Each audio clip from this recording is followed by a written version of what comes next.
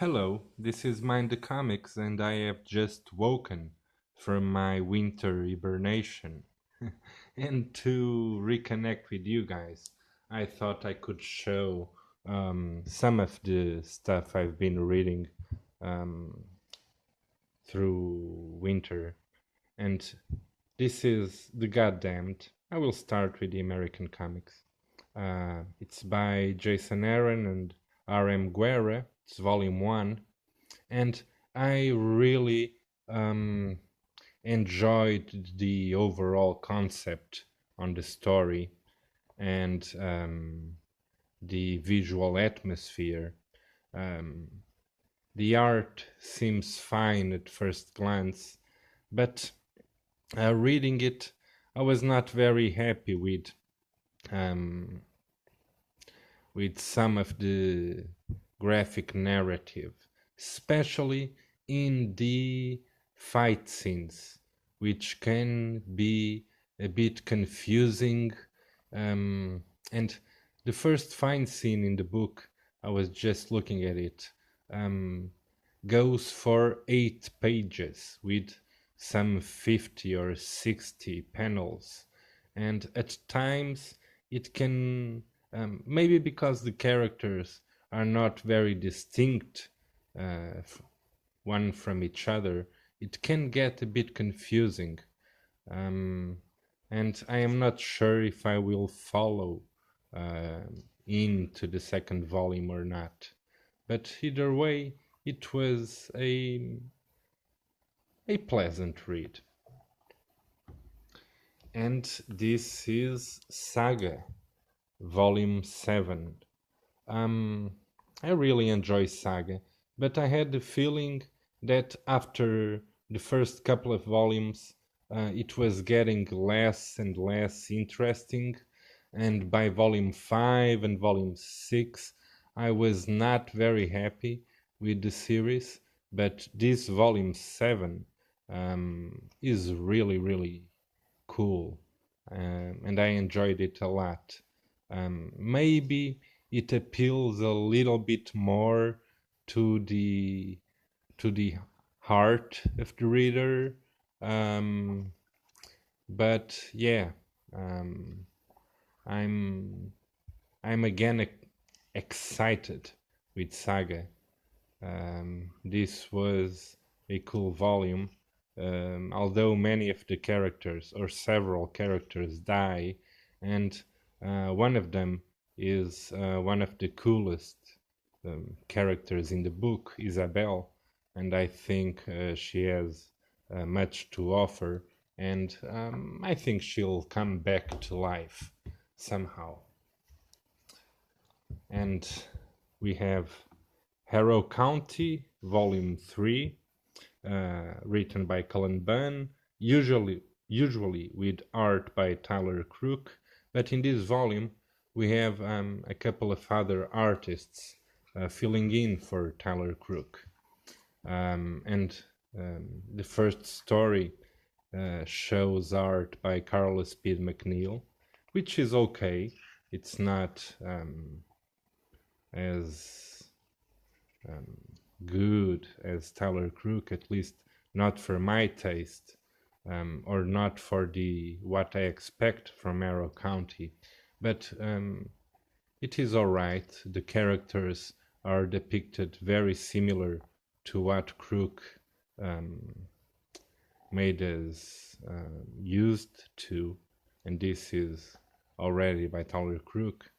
And then there's a story in the volume with art by Anna Christensen. Yes, that's it. And that one I really did not enjoy. And it made me realize, well, I knew it beforehand that here's Anna Christensen's art. I knew it beforehand that this book for me is more about the beautiful watercolors by Tyler Crook than it is about the story. Although the story is alright, but I love this for Crook's art and I expect to see more of it.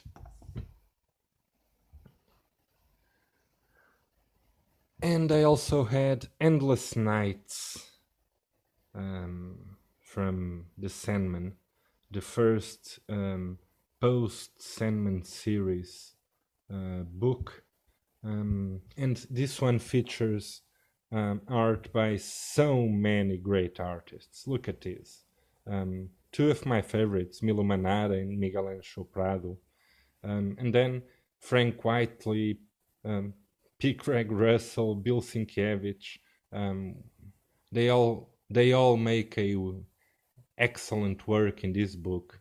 I didn't enjoy Glenn Fabry's art that much, and Baron Story, who I had no previous knowledge on. Well, his art is it's a very different story, but overall, Endless Nights was a very good installment to the Sandman series, and I loved at least two-thirds of it. Glenn Fabry's story really didn't appeal to me. It's the one about destruction, and um, I also didn't enjoy the last story very much about Destiny with art by Frank Quitely, but the art is beautiful. This is Bill Sienkiewicz, and here's a bit of Glenn Fabry, which is not very much to my taste, and Frank Quitely. But overall, a nice installment of the Sandman stories. And now, moving to some European books, and these are mainly old 1980s and early 1990s stuff. And this one is by Miguel Ancho Prado, one of the authors in the Endless Nights. And this is not by far one of his best works, but still is Prado is one of my fetish authors, and this is something missing in my collection until recently, so I enjoyed it. It's about a very miserable detective, this Humphrey Bogart kind of guy, and he doesn't care much about money, and life has not been very sympathetic towards him. There's this story where he goes to the most problematic area in his city, and he ends up getting mugged. But while the robbery is taking place, he and the robber realize who they are, and they are best friends, really. But still, the robber takes what he has, a porn magazine, just a little bit of money, maybe like 10 or 20 bucks, a pack of cigarettes, and not much more, and he still takes it. But they end up in the bar, having some beers and saying goodbye and until tomorrow. It's a humoristic kind of story, and the thing I enjoyed the most in it is Miguel Ancho's Prado depiction of the city. These crooked buildings here, I really, really like that. There's, I don't know,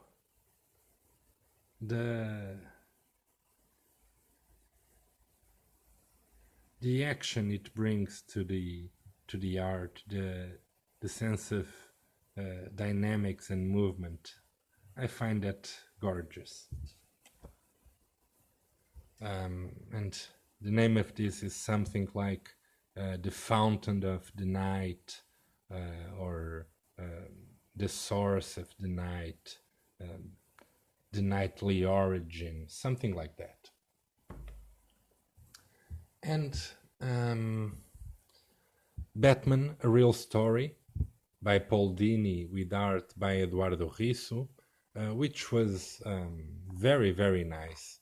It features a lot of, um, I wouldn't say innovative, but at least a lot of different and somewhat original um, graphic and narrative ways of telling a story through comics. And it was very, very enjoyable. And I am a sucker for Eduardo Risso's art. Uh, so this was very cool to read. And also by Eduardo Risso, but this time from the very late 80s or very early 90s. Um, a French published series, Fulu, which is about, and it's written by Carlos Trillo, which is about this beautiful African young girl in the 18th century, so the 1700s. She is captured in Africa and made a slave, and she is brought to maybe the Caribbeans or Dominica, some American, Central American islands. And this is her story. And Fulu has some kind of magical powers in the way Alan Moore would describe them. That was volume 2, actually, and this is volume 1. She has some magical powers in the sense that she knows how to influence people with her words and with the aura she casts. And indeed, she drives men to insanity, and she is able to turn things in her favor in a way. The art is beautiful, the story is very, very interesting, and the colors, which are not by Eduardo Riso but by a pair of French colorists, are also very, very nice. Unfortunately, in Portugal, we had only 2 volumes published, and this is a 5 or 6 volume series, so I will probably end up by never finishing it, but I really enjoyed what I saw. And from Herman, one of the most famous European authors, this is Wild Bill is Dead. I think you can find this translated in English. And this is a Western, or kind of a Western. It is not about Wild Bill, in fact. This is the life story, the interesting life story of a ordinary guy in the American Wild West, and it's about some other events which took place the day Wild Bill was killed. But it was a really good read, and as always, Herman's art is very, very nice. Although Herman's women are never really pretty. I don't know what's going on with Herman and his women, but they are always a bit odd looking. But highly recommended. While Bill is dead. And from another excellent artist, Horacio Altuna. This is a very unfortunate color choice for the title, and again with art by Carlos, with the script by Carlos Trillo, Fantasmagórias. But Horacio Altuna is really one of the maybe most underrated artists in comics. He is Argentinian, and he is just excellent. This is a compilation of 6 short stories, but they are all kind of connected. And in fact, it's not 6 short stories, but 12, because in each one there is a story within the story. And the connection point between all of them is that this takes place in a futuristic setting, maybe in the 21st century, maybe in our time. The book is from the late 80s. And in all the stories, the main characters end up by these street kind of video machines in which they insert a coin and they can watch a short movie for just a couple of minutes, and in the end they get some kind of prize, which can be just a message or a book or some kind of prize. And this was very, very enjoyable. And I didn't know much about Horacio Altuna. Now I got a couple other books from him that I haven't read yet, but his art truly is magnificent.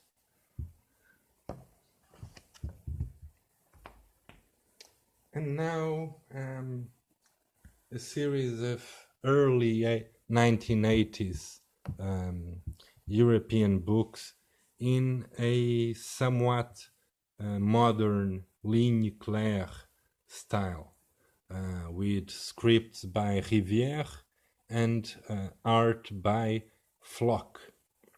This is Rendezvous à Sevenoaks, or The Meeting at Sevenoaks, and this is the second volume in a series, and I'm missing the first volume.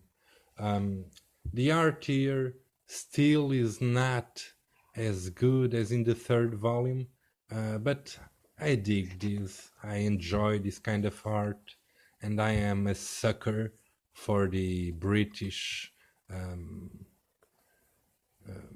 culture, or the British, the British way.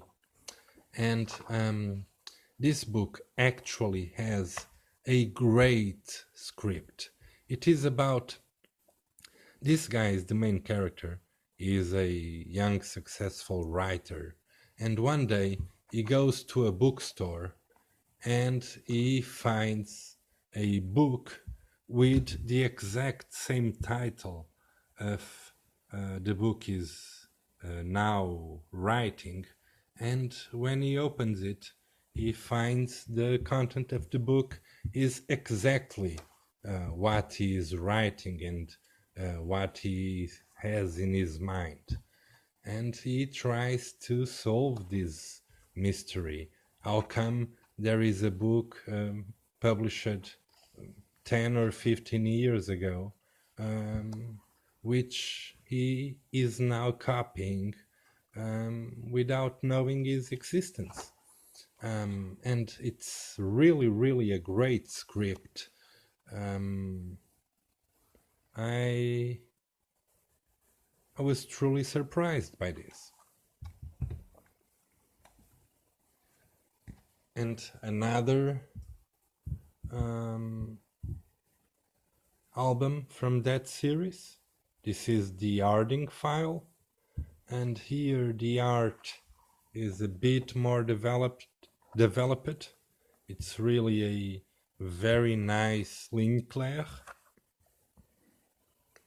This is from the mid-80s, I think. But here the script is quite confusing.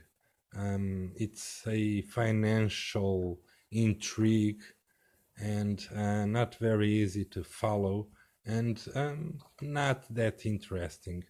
But I enjoyed it also.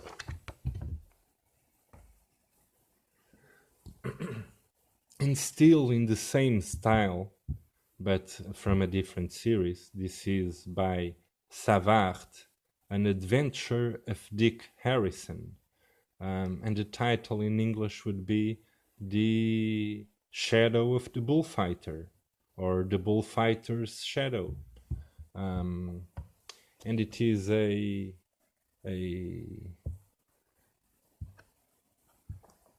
detective story.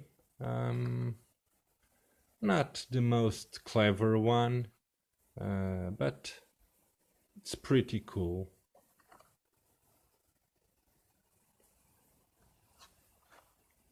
At least for me.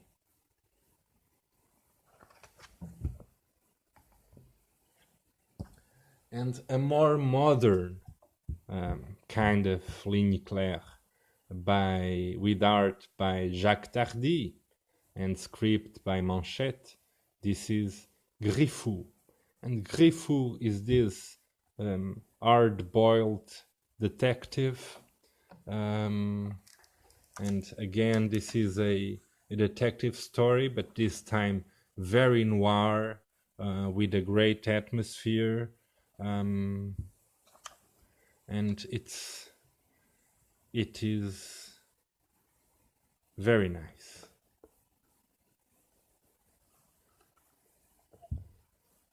The plot is clever enough, and I really enjoy Jacques Tardy art. Really, really nice.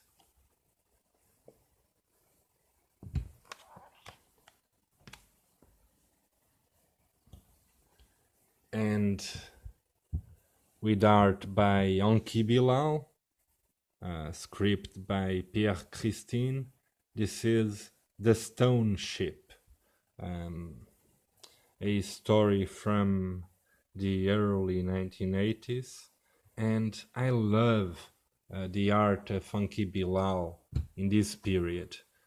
Later on, especially in the 21st century, in recent years, Anki Bilal has been more experimental, and his comics are more like illustrated books than what I think comics really should be. But I really love this early Anki Bilal style. The story is not the greatest that I have read from this pair, Bilal and Christine, but still, it is very, very nice. It is mainly about a small village in France, which is being taken by an industrial group desiring to build a touristic complex in the village, and they are planning to change it completely, even moving the old castle that exists in the village stone by stone and rebuilding it elsewhere. And the inhabitants of the village just take some measures with some mysticism involved. And this is really great to look at. Oh, Anki Bilal. Young Anki Bilal was marvelous. And to finalize, I will just show Mater Morbi, an adventure of Dylan Dog. This is an Italian production. Dylan Dog is a very popular fumetti character.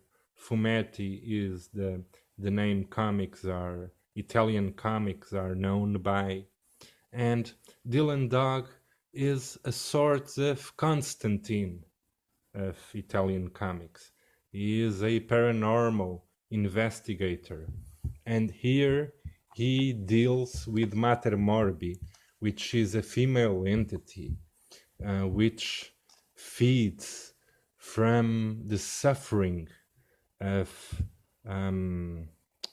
ill people, from the people, from the diseased. She feeds herself from half dead people, from people who are really close to die. And the story is okay, it's fine, and the art is a very nice black and white, which reminds me a lot of Brescia, and especially of Mort Cinder.